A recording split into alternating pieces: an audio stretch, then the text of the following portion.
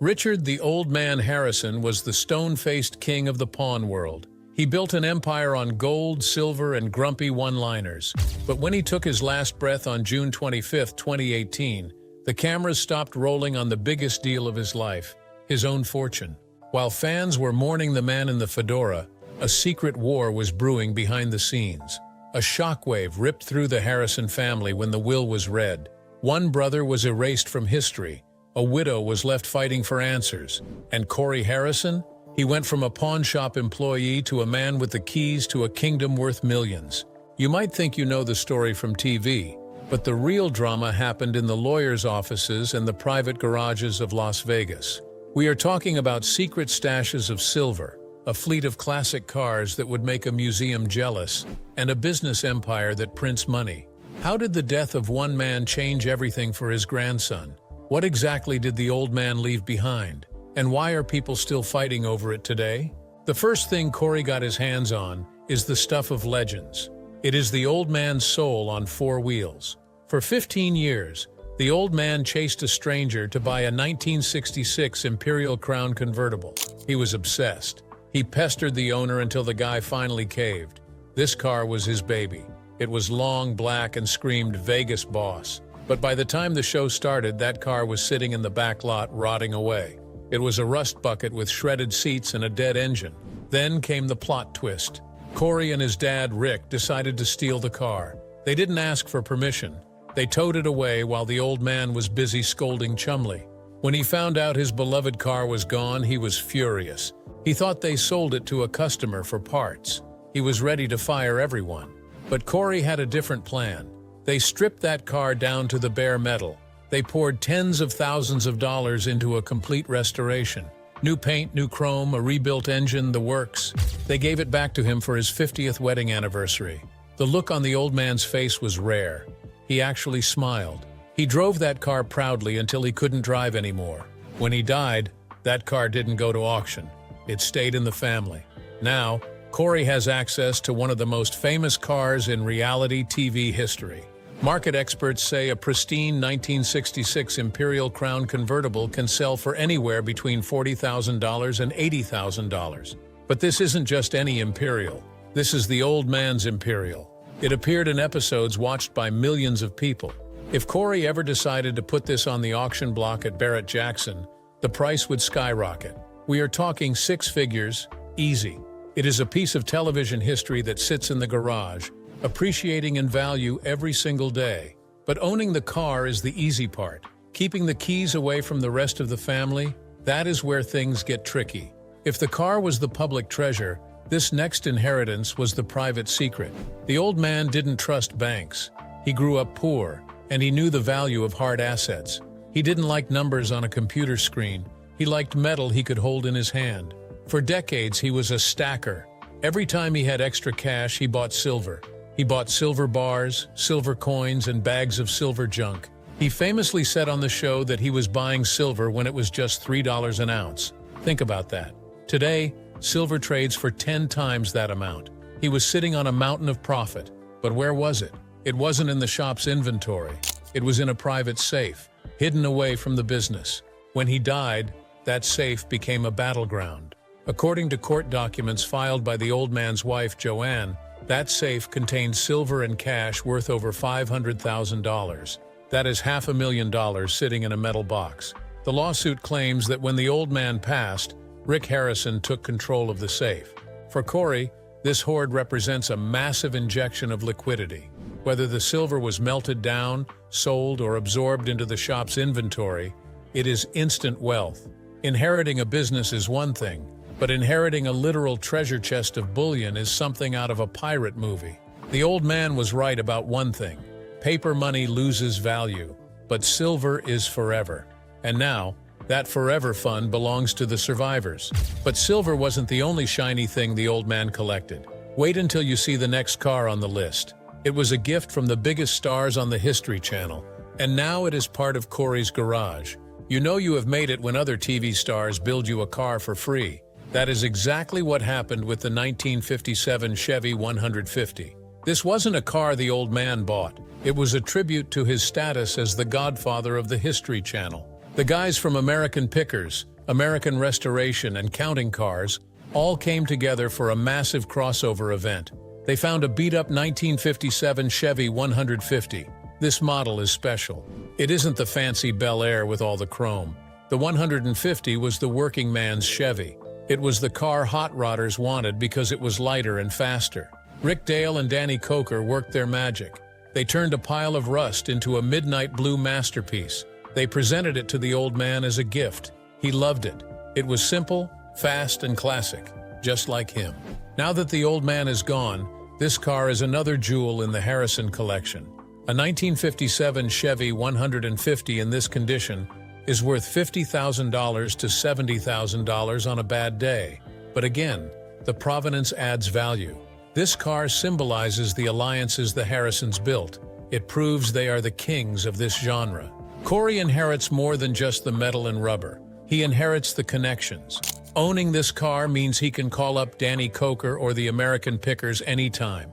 In the celebrity world, your network is your net worth. And this Chevy is the physical proof of that network. But cars require gas, and gas requires money. Good thing the old man left behind the most profitable machine of all. The cars and the silver are great, but the real inheritance is the machine that pays for it all.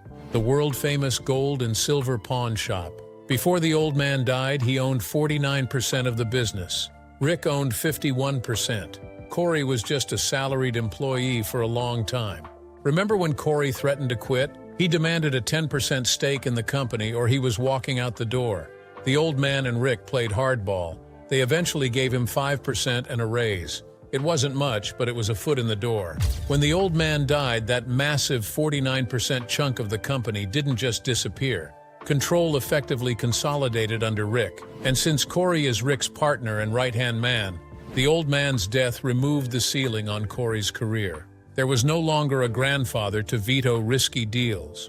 There was no longer an old man to say no to modernizing the shop. Corey effectively inherited his promotion. He went from being the grandson who had to ask for permission to being the #2 boss of a global tourist destination. The shop generates millions in revenue from merchandise alone. Every tourist who walks in buys a t-shirt or a bobblehead.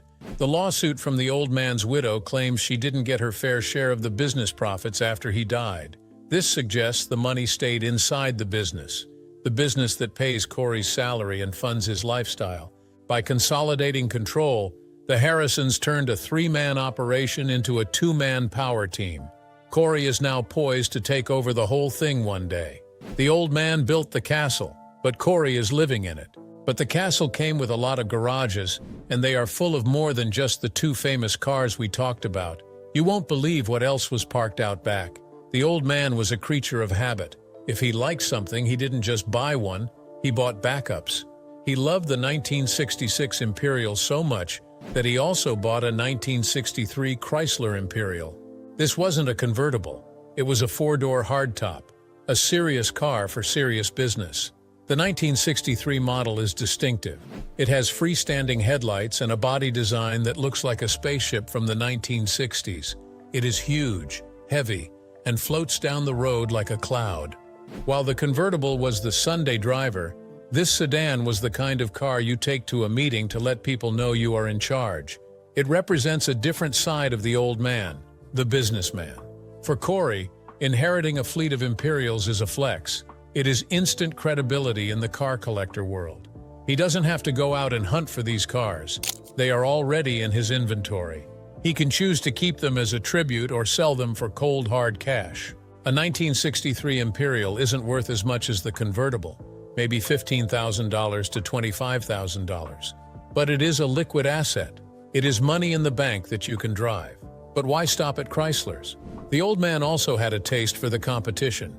You can't be a Vegas high roller without a Cadillac. The old man knew this. Tucked away in his collection was a 1962 Cadillac Sedan DeVille. This is the quintessential American luxury car. It has fins, it has chrome, and it is about 20 feet long. The 1962 model is iconic. It is understated compared to the wild fins of 1959, but it is pure class. The old man drove this when he wanted to feel like the chairman of the board. Corey Harrison is a car guy. He buys and sells Porsches and custom bikes, but inheriting a vintage Cadillac gives him something you can't buy at a dealership: history. This car saw the rise of Las Vegas. It saw the old man go from a guy who lost $1 million in the real estate market to a global TV star. Rick Harrison has been selling off parts of the collection to streamline the estate, but the best pieces stay close to home. Even if Corey sells this car, he pockets the cash. It is a win-win. But the next item on the list isn't about luxury. It is about the very beginning of the Harrison fortune. Before they were Pawn Stars, they were the gold and silver coin shop. The old man was a coin nerd. He could look at a silver dollar and tell you where it was minted, how many were made, and who was president when it was stamped. Over 40 years, he cherry-picked the best coins that walked through the door. He didn't put everything in the display case. The really good stuff? He kept that. We are talking about misprinted bills, rare silver dollars, and gold coins from the 1800s. Coin collecting is a high-stakes game. A single penny can be worth $100,000 if it has the right error on it. The old man had the eye for it. When he died, that collection didn't disappear. It became part of the family trust. Corey, who often rolled his eyes when the old man started talking about coin history, now reaps the benefits of that knowledge. This collection is a dense, portable fortune. You can carry $1 million of rare coins in a briefcase. It also gives the shop credibility. When Corey buys a coin collection now, he does it with the authority of the old man's legacy behind him. He inherited the reputation that allows them to buy low and sell high. But not everything the old man bought was valuable. Some of it was just plain weird. The old man wasn't exactly an environmentalist, but he owned an electric car long before Tesla was cool. He had a B&Z Electra King from the mid-1960s. This thing looks like a red box on wheels. It is tiny, slow, and ugly. It has 3 wheels and looks like it would tip over in a strong wind. The old man thought it was hilarious. He wanted to turn it into a golf cart. Why is this on the filthy rich list? Because it proves the power of the brand. This car is worthless as a vehicle. You can't drive it on the highway. But as a prop, it is gold. It sits in the shop or the showroom and fans go crazy for it. It is a piece of the show's lore. Corey inherited the weird factor. The shop is full of these odd items that the old man collected. They draw people in. They make for great social media content. In the modern world, attention is currency. The Electra King might be a junk car, but it is an attention magnet. It brings people through the doors who then spend money on jewelry and loans. It is a marketing asset that costs pennies and returns dollars. The final and most lucrative thing Corey inherited isn't a physical object. It is a ghost. The old man is dead, but he is still working. Walk into the gold and silver pawn shop today and what do you see? Cardboard cutouts of the old man, t-shirts with his grumpy face, bobbleheads of him in his fedora, coffee mugs with his famous quotes. The rights to Richard Harrison's image and likeness are a cash cow. Because the shop owns these rights, they don't have to pay a licensing fee to anyone else. Every time a fan buys a $30 t-shirt, the profit goes straight to the house. Corey, as a partner in the business, gets a cut of every single sale. It is passive income. The old man's legendary grumpiness is now a product. He has become a mascot, like Colonel Sanders for KFC. This inheritance is perpetual. As long as the show runs in reruns, and it airs in 150 countries, new fans fall in love with the old man. They travel to Vegas. They buy the merch. Corey collects the check. It is the ultimate gift from a grandfather to a grandson. A paycheck that never stops coming, even from the grave. So, was Corey Harrison just a lucky grandkid? Maybe. But the death of the old man triggered a massive shift in wealth and power. The exclusion of his uncle Christopher from the will meant the pie didn't get sliced into smaller pieces. It stayed whole. The alleged sidelining of the widow meant the control stayed with the men running the shop. Corey inherited the muscle cars, the silver stash, the rare coins, and the keys to the business. But most importantly, he inherited the freedom to cash out. In 2025, reports surfaced that Corey didn't renew his contract and moved to Tulum, Mexico, to open a barbecue joint. That is the move of a man who is truly filthy rich. He took the legacy, the assets, and the money, and he bought his own paradise. The old man worked until the day he dropped. He never retired. He stood behind that counter for 30 years. But because of what he left behind, Corey doesn't have to. And maybe that is the greatest inheritance of all.